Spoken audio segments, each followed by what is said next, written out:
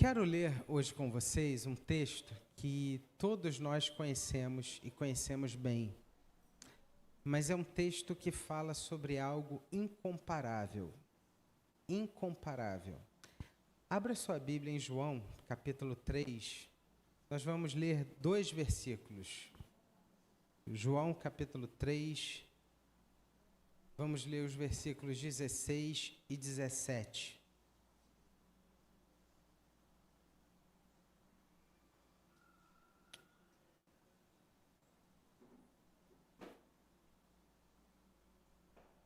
João, capítulo 3, versículos 16 e 17.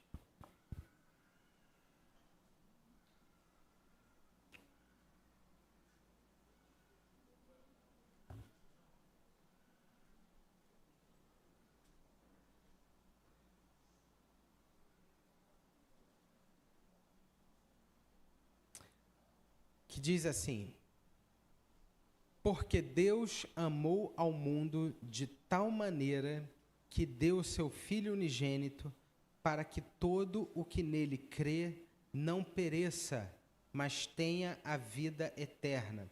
O versículo 17, vamos ler todos juntos? Porquanto Deus enviou o seu Filho ao mundo, não para que julgasse o mundo, mas para que o mundo fosse salvo por ele. Mulheres, vamos ler esse versículo 17? Porquanto Deus enviou o seu Filho ao mundo, não para que julgasse o mundo, mas para que o mundo fosse salvo por ele. Homens, vamos ler comigo? Porquanto Deus enviou o seu Filho ao mundo, não para que julgasse o mundo, mas para que... Gente, os homens estão fracos demais. Que isso?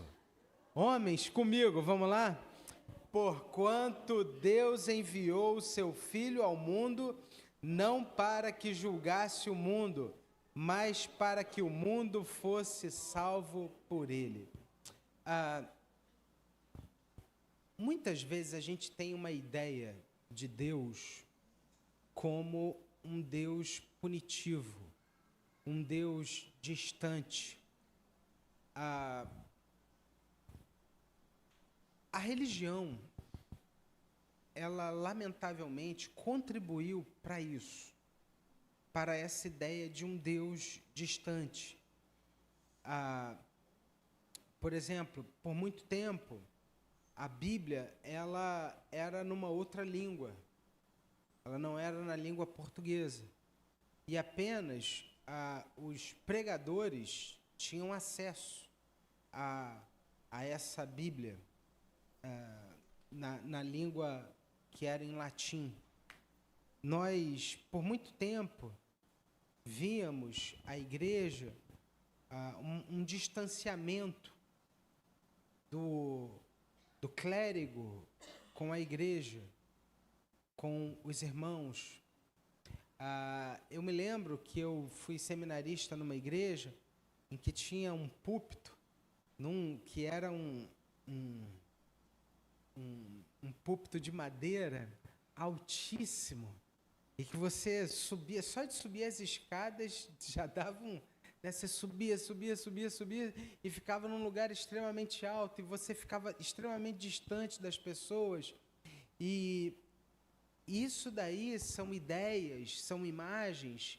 Tudo bem que isso tem o seu tempo, isso teve o seu momento, isso teve o seu lugar na história, mas isso tudo são ideias e imagens que trazem essa realidade de um Deus distante, de um Deus inacessível, de um Deus que é totalmente outro, e que de fato ele é totalmente outro, mas que é um Deus que se importa conosco, que é um Deus que vê as nossas lutas, que conhece as nossas dificuldades, um Deus que participa das nossas dores, um Deus que nos estende a mão quando nós tanto precisamos.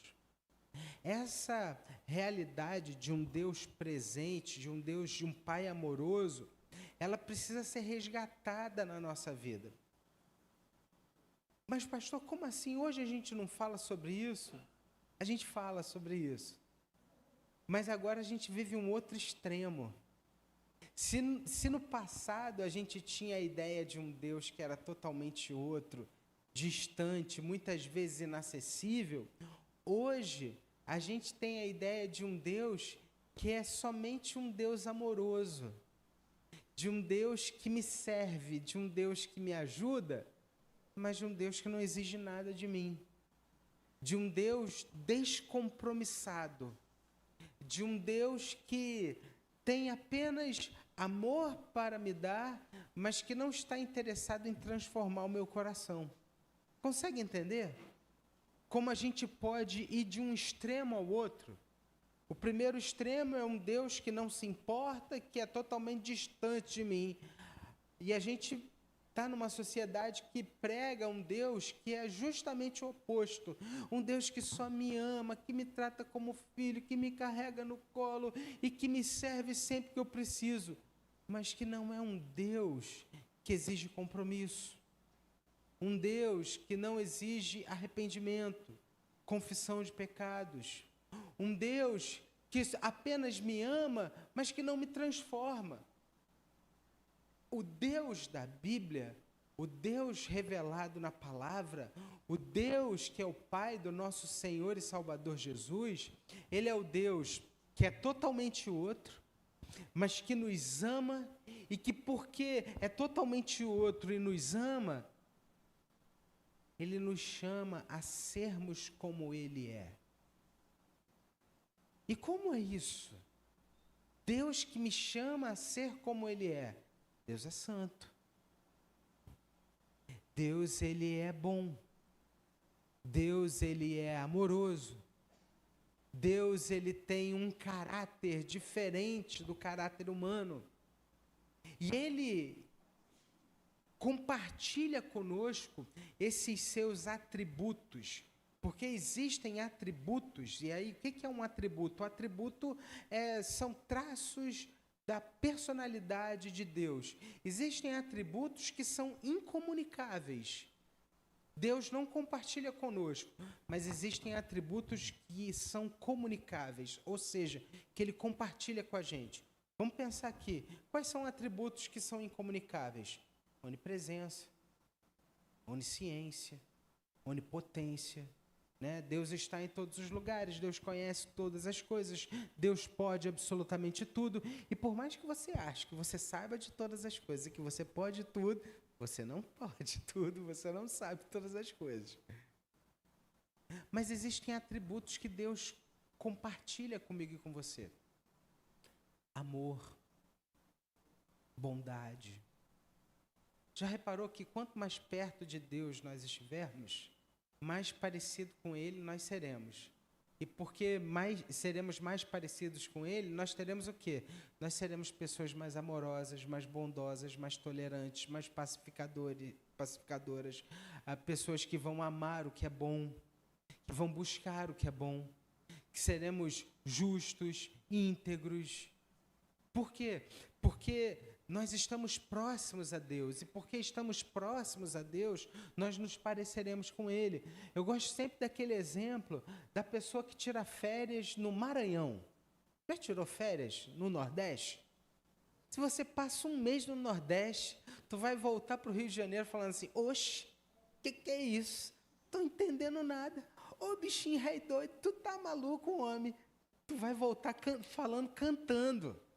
Por quê? Porque você esteve tão imerso naquela cultura, você esteve tão envolvido naquela cultura, que sem sentir, você vai colocar na sua vida algumas coisas daquele lugar. Você não sabe. Mas se você for a São Paulo e começar a falar, as pessoas vão rir de você. Você sabia? Por quê? Porque você tem o sotaque do carioca. É exatamente isso. E você tem sem sentir isso. Você simplesmente tem. E o que acontece quando a gente vive com Deus, quando a gente caminha com o Senhor, quando a gente busca o Senhor, quando a gente caminha face a face com Deus, buscando a Ele em oração, lendo a Sua palavra, nós teremos um pouco dessa personalidade de Deus na nossa vida. Por isso que é importante você, como filha, como filho de Deus, buscar ao Senhor na sua palavra. Eu sei que tem lutas que você vive, que você trava, mas que você só vai vencer, entenda isso, a partir de uma vida de comunhão com Deus. Poxa, pastor, eu passo por umas situações difíceis, eu preciso ter muita resiliência, eu preciso ter muita paciência, eu preciso ser uma pessoa muito equilibrada e às vezes eu não consigo. Ok, vou te dar uma dica. Amplie um pouquinho mais o tempo que você passa na presença de Deus durante o seu dia a dia. Busca mais o Senhor, ora mais, coloca isso como uma prioridade na sua vida, que você vai ver que com o passar do tempo, aquilo que outrora, aquilo que antes era tão difícil para você, vai começar a se tornar fácil. Não estou dizendo que você vai vencer completamente, de uma hora para outra, mas você vai perceber que algo que era inimaginável para você há tempos atrás, começará a se tornar normal para você. Por exemplo, muitas vezes a gente precisa se relacionar no nosso trabalho com pessoas que são extremamente desafiadoras para nós. E como que você faz isso? O que Jesus faria no meu lugar, se ele estivesse aqui?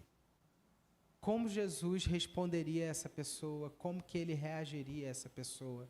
E você vai aprendendo, e você vai sendo lapidado. O texto que nós lemos, ele, de uma maneira muito clara, ele fala sobre esse amor incomparável de Deus. Um amor que nos chama ao centro. Um amor que revela esse caráter de Deus, quem Ele verdadeiramente é e aquilo que Ele deseja produzir na nossa vida. E esse texto, ele vem justamente ressignificar essa imagem deturpada que muitas vezes a gente tem de Deus, como aquele que é totalmente o outro, distante, mais alto do que eu, inacessível, e também a ideia equivocada de que Deus é aquele que somente me ama, que só está aqui, que só existe para fazer o bem para mim. Ele é o gênio da lâmpada que eu tanto preciso. Mas esse texto, ele fala justamente desse amor incomparável de Deus, que nos convida a vivermos pela fé e a entendermos aquilo que Ele pretende realizar na nossa vida. O texto, ele começa dizendo exatamente que esse amor de Deus não dá para se comparar com absolutamente nada. O texto fala, porque Deus amou ao mundo de tal maneira que entregou o seu Filho unigênito por nós, para que todo aquele que nele crê não venha a perecer, mas tenha a vida eterna. E aí é interessante a gente pensar um pouquinho sobre essas palavras que o texto apresenta. Porque Deus amou o mundo de uma maneira tão especial que Ele deu o seu único Filho para que aqueles que creem nele não pereçam. Outro dia, essa semana, me deu uma vontade de tomar um iogurte. Eu, de manhã, tentando emagrecer, né, eu falei, vou tomar um iogurte de manhã. Iogurte. Tem uma granola aqui, vou pegar uma granola, jogar no iogurte. Não dá para falar essas coisas agora, senão vocês ficam com fome, né, gente? Beleza. E aí eu fui na geladeira, abri a geladeira e falei, opa, coisa boa, tem 3 iogurtes aqui. Entendeu? Sabe aquele que você destaca assim? Tem 3. Aí eu peguei, só que eu tenho uma mania, gente. Tudo que eu pego, eu olho a validade. Tudo. Tudo que eu pego, eu olho a validade. Eu não consigo abrir um pacote de biscoito sem ver a validade. Eu peguei o iogurte lá e vi a validade. 11 de junho. Eu falei, está vencido. Não vou conseguir comer. Vai que eu como, tenho uma disenteria, passo mal, viro do lado do avesso, não vou comer. Por quê? Porque as coisas desse mundo perecem. Perecem. Por exemplo, há um tempo atrás, eu fui pegar um cinto que eu tenho, eu uso pouco terno, né? Mas às vezes, como pastor, eu tenho que usar terno. E eu não gosto de usar terno, mas eu fui pegar um terno meu, e aí eu fui buscar um cinto que eu tenho lá em casa, que eu não uso há muito tempo. E quando eu peguei o cinto estava cheio de farelo. Eu falei, meu Deus, que é isso? Que coisa nojenta. É porque ele está tão velho, mas tão velho, que ele está esfarelando. Quando eu olho para esse texto, olha só, para que todo aquele que nele crê não pereça. Isso me faz, esse cinto me faz lembrar esse versículo. Por quê? Porque a nossa vida é exatamente isso, não é, gente? Nós viemos do pó e ao pó voltaremos.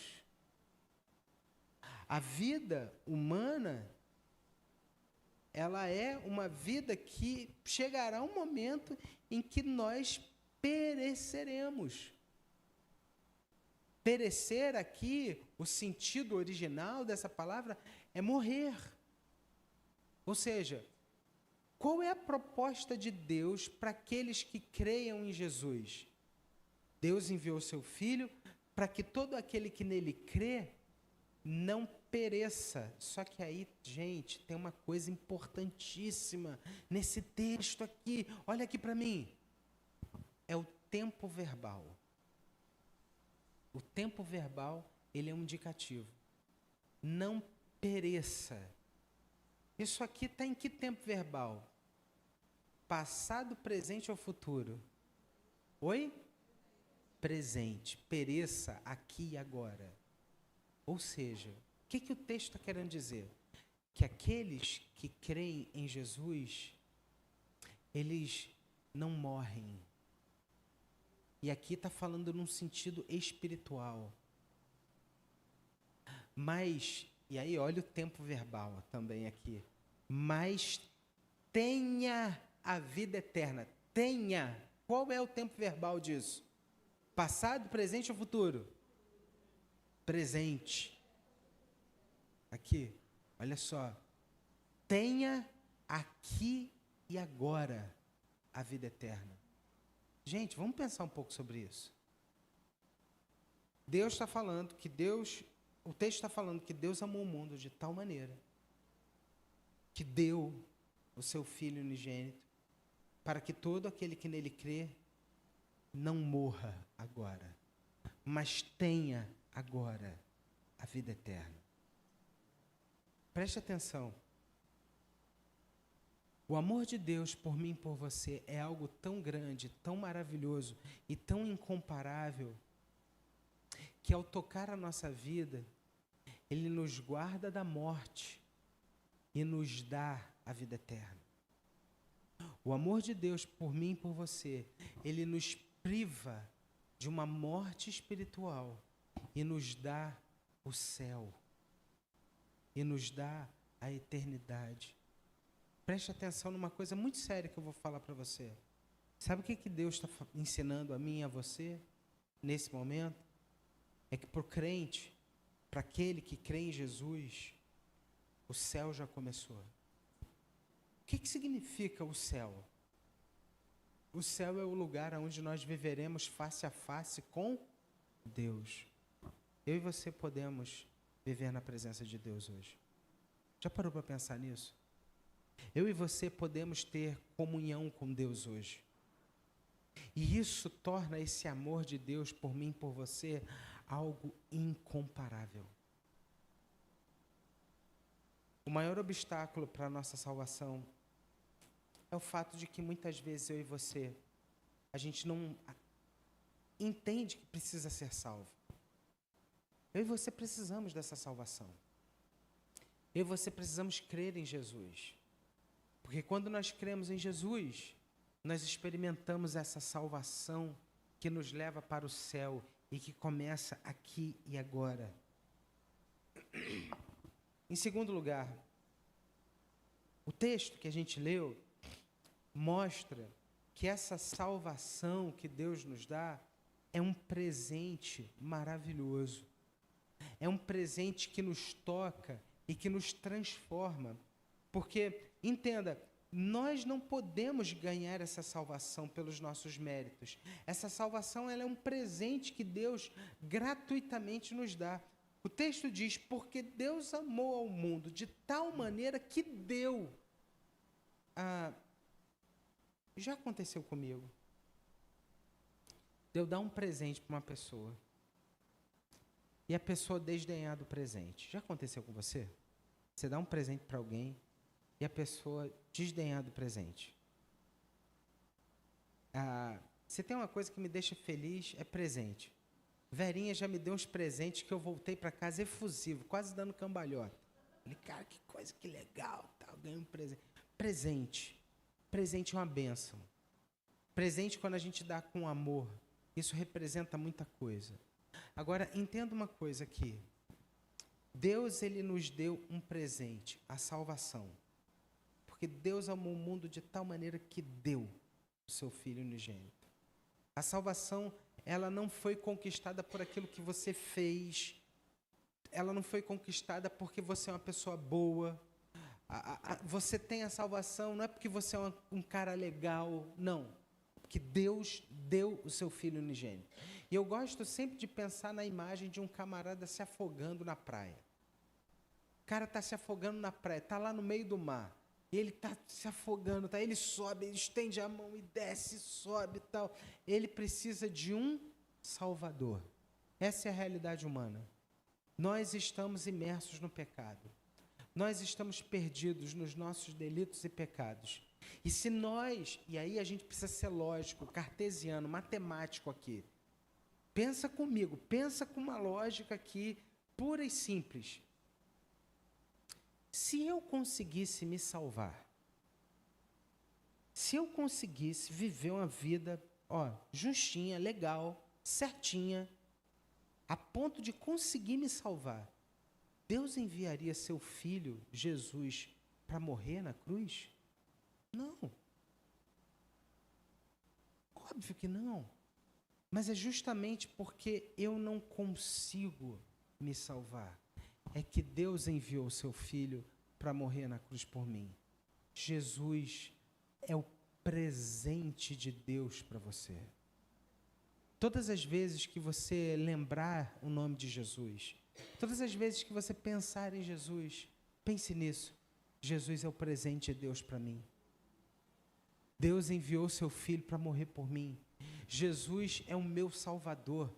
Jesus é o Senhor da minha vida. Eu me lembro um tempo atrás, conversando com uma pessoa, eu perguntei para ela, quem é Jesus para você? E ela falou assim, Jesus é tudo. Eu falei, não, Jesus não é tudo.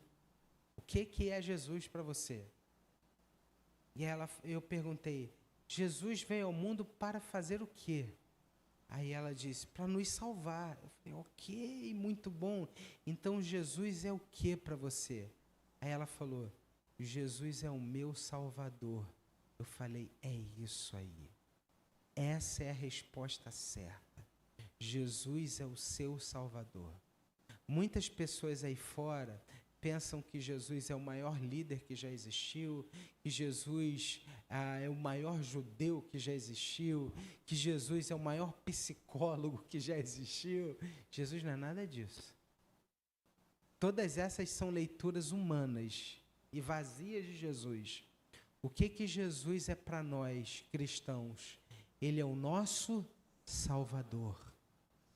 O maior presente de Deus para mim e para você. Quando nós cremos em Jesus, nós podemos ver o Pai. Certa vez, Jesus, conversando com um dos seus discípulos, Filipe falou, Senhor, mostra-nos o Pai. E Jesus olha para Filipe e diz, Filipe, há quanto tempo você está comigo, você ainda não entendeu Como que você diz, mostra-nos o Pai? Filipe, quem vê a mim, vê o Pai. E aí ele continua e ele fala, eu sou o caminho, a verdade e a vida. Ninguém vem ao Pai senão por mim. Então, entenda uma coisa muito importante. Você e eu não podemos ganhar a salvação. A salvação é um presente que nós recebemos com gratidão. E quando eu e você entendemos isso, nós temos um novo olhar para a nossa vida. Tudo que eu tenho veio de Deus, a salvação é um presente de Deus, o amor que Deus tem por mim é fruto da sua graça, do seu amor, e porque Deus me deu tudo isso sem eu merecer, eu agora vivo para Ele, eu o sirvo, eu o adoro com profunda gratidão no meu coração. Preste atenção aqui no que eu vou dizer para você. Falar algo muito sério.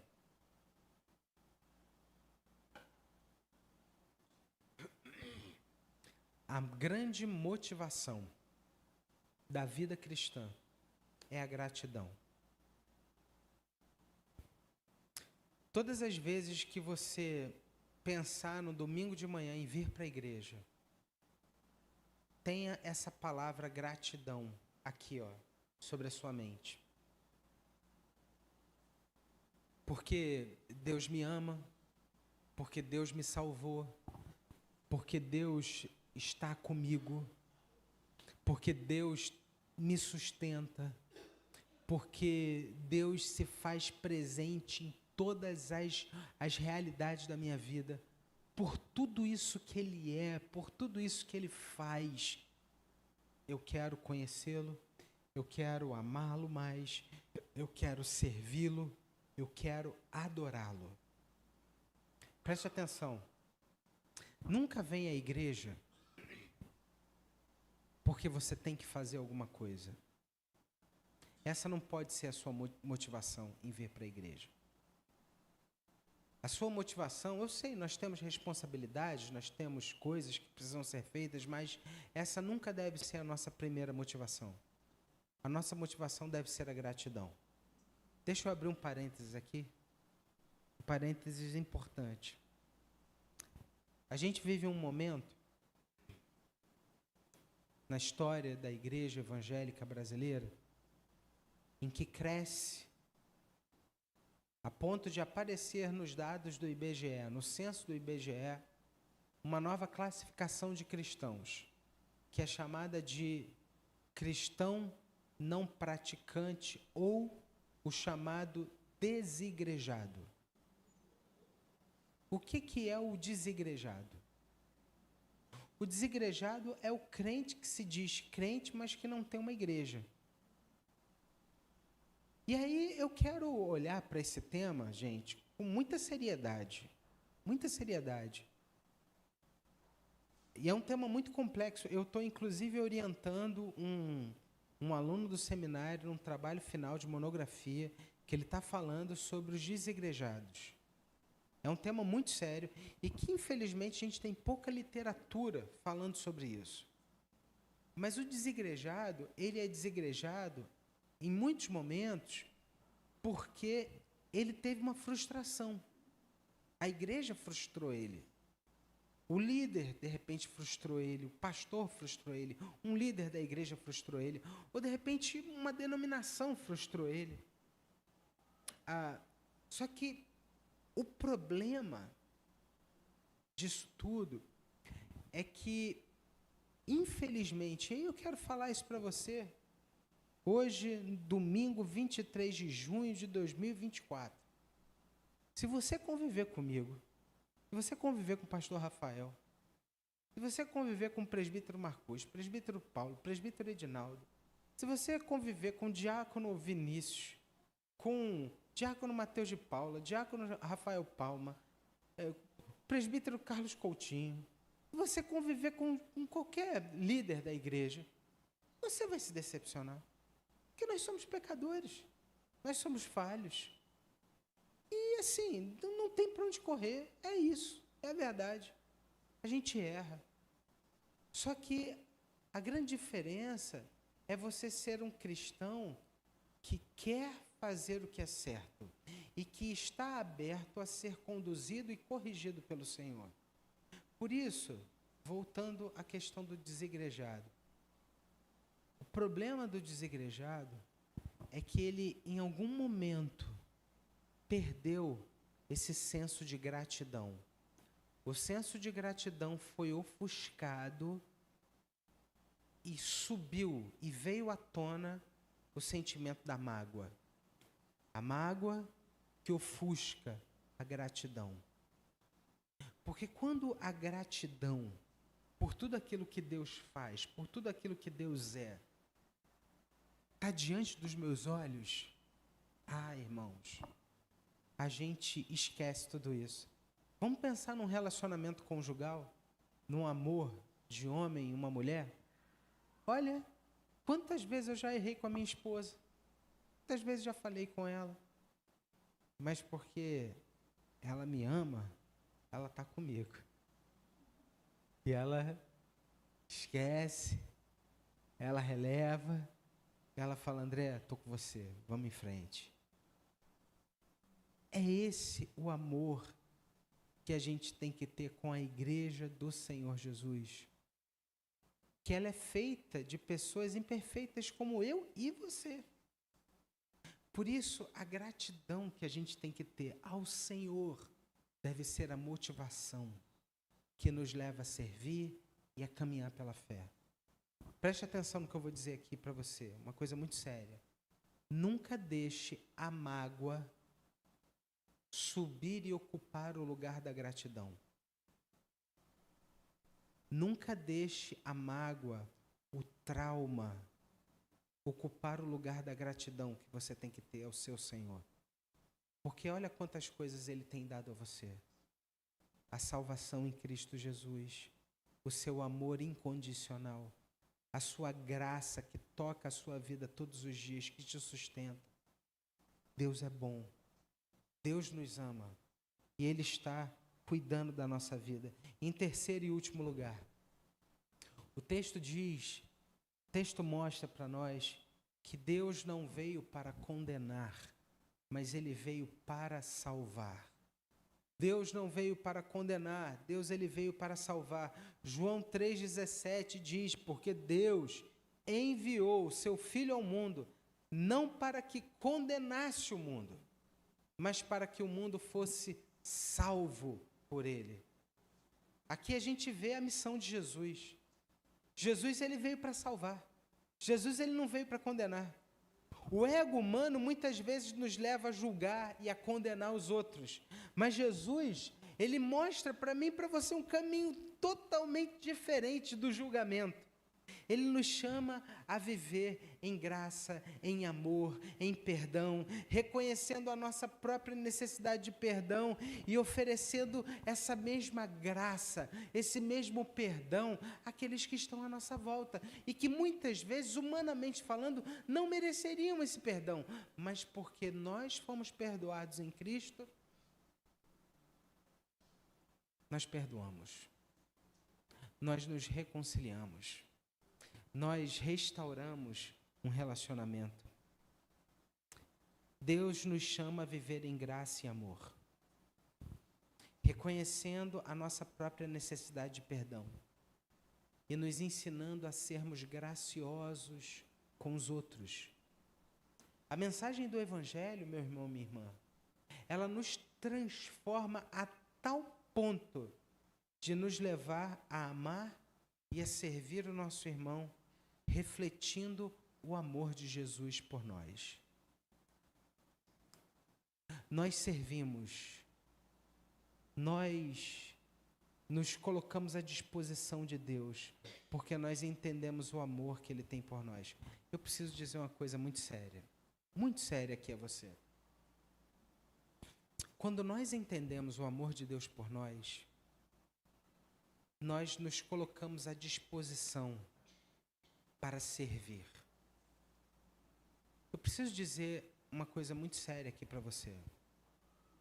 Existem pessoas que no passado foram muito operosos, foram muito ativos, foram muito participativos, pessoas que frutificaram, pessoas que foram instrumentos nas mãos de Deus, mas que, porque algo aconteceu, talvez externamente ou internamente, isso fez com que essa pessoa agora fosse um especialista em banco de igreja, mestrado e doutorado em banco de igreja.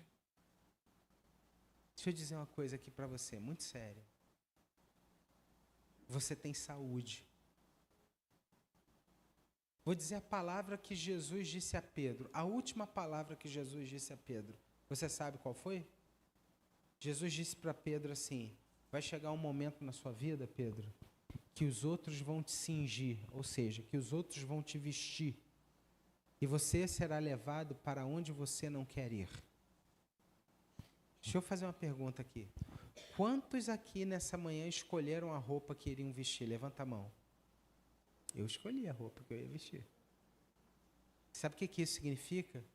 Você tem saúde. Que você pode servir. Que você não precisa ser ajudado. Entendo o que eu quero dizer por precisa ser ajudado. Você tem autonomia. Você é capaz. E eu não estou falando aqui como os coachings falam, né? Você é capaz. Não. Estou falando, você é capaz no sentido de que você pode caminhar pelas suas próprias pernas. Então, sirva ao Senhor. Sirva. Contribua. Como que você pode ajudar? Como que você pode expressar o amor que Deus teve por você e que você agora fala assim, poxa, eu sou tão grato a Deus pelo que Ele fez por mim, que eu quero que outras pessoas vivam isso também. A verdadeira transformação vem quando a gente entende que nós fomos salvos para salvar e não salvos para condenar. Tem gente que hoje está sentada no banco, que é só um espectador de culto, um espectador de igreja. Ele quer ficar sentado, de braços cruzados, vendo o que está acontecendo. Ih, aquela irmã não cantou bem hoje não, hein? Ih, o pastor falou errado. Ih, tem uma luz queimada na igreja. Ih! É um espectador crítico. Deixou de ser um adorador contagiante para ser um espectador crítico. Deixou de ser um adorador contagiante e de ser um servo alegre. A gente precisa rever o nosso coração. Então, para nós concluirmos aqui, irmãos, quando a gente olha para esse texto, eu e você, nós somos confrontados com esse amor maravilhoso de Deus. Esse amor incomparável. A oferta que Deus nos dá gratuitamente da salvação e o convite que Ele nos faz a nos unirmos na sua missão, naquilo que Ele está fazendo no mundo. A mensagem do Evangelho quebra, desmantela o nosso ego, o nosso orgulho e nos chama a uma vida de humildade, de gratidão e de serviço. Que eu e você, que nós possamos responder a esse incomparável amor de Deus, vivendo vidas transformadas pelo Evangelho, compartilhando a mensagem do Evangelho com outras pessoas. Talvez tenha alguém que more perto de você, que precise de uma palavra.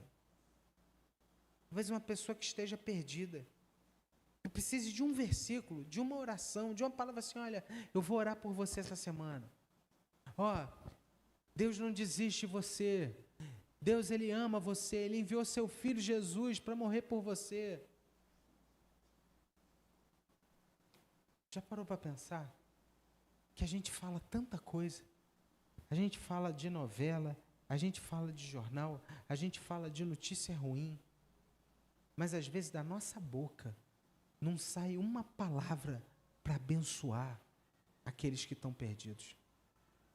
Eu tenho um vizinho que sempre que ele entra no elevador, ele fala assim, parece mecânico, robotizado. Né? Vai chover hoje, hein? Hoje está quente. E hoje está nublado, hein? Ele só fala do tema, do clima. E outro dia eu falei assim, ele falou, e o clima está estranho. Mas Deus está sentado no trono, reinando soberanamente, e Ele é bom, e Ele ama o Senhor, sabia? Deus ama o Senhor muito. Ele, não, eu sei, Deus é bom. Saiu do elevador pensando, isso eu garanto. Palavras. Gente, eu vou usar aqui um linguajar que é meio pentecostal, mas não é. Palavras proféticas. O que é uma fala profética? É uma fala que nós fazemos em nome de Deus. Você quer dar uma fala profética, assertiva? Fale do amor que Deus tem pelos seus filhos. Compartilhe esse amor. Olha, Deus, Ele ama você. Deus, Ele tem um plano para a sua vida. Deus, Ele enviou o seu Filho Jesus para morrer naquela cruz, para nos salvar. Creia em Jesus. Às vezes da nossa boca sai tantas coisas, mas não sai aquilo que é mais importante para os outros. Queria terminar aqui deixando algumas perguntas para a nossa reflexão e ação. Em primeiro lugar, como que o reconhecimento do amor incomparável de Deus, que deu o seu único filho por nós, pode transformar a nossa visão sobre nós mesmos e sobre os outros que estão à nossa volta? Como que essa mensagem do incomparável amor de Deus pode mudar a visão que nós temos de nós mesmos e dos outros que nos cercam?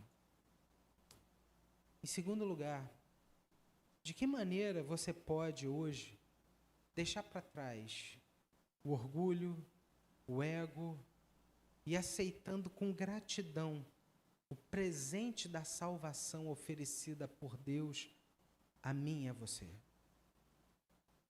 Deixar para trás o ego e aceitar a salvação. Porque aceitar a salvação é viver como um salvo. Tem gente que é salvo, mas ainda não está vivendo como um salvo. Consegue entender? Viver como um salvo, viver como um discípulo de Jesus. Em terceiro e último lugar, como que a missão de Jesus, que veio para salvar e não para condenar, pode moldar hoje as suas atitudes e as suas ações em relação às outras pessoas? Jesus não veio para condenar, Ele veio para salvar. E como que essa missão de Jesus pode mudar as suas atitudes e as suas ações em relação às outras pessoas? Você tem condenado muitas pessoas? Você tem colocado sobre elas um peso muito grande? Talvez seja a hora de você parar com isso e você abraçar a missão de Jesus. E a missão de Jesus era pregar uma palavra de graça, de amor, de arrependimento e de reconciliação com Deus. O incomparável amor de Deus nos tocou. Viva por meio desse amor. Que o Senhor te abençoe. Vamos ficar de pé, irmãos?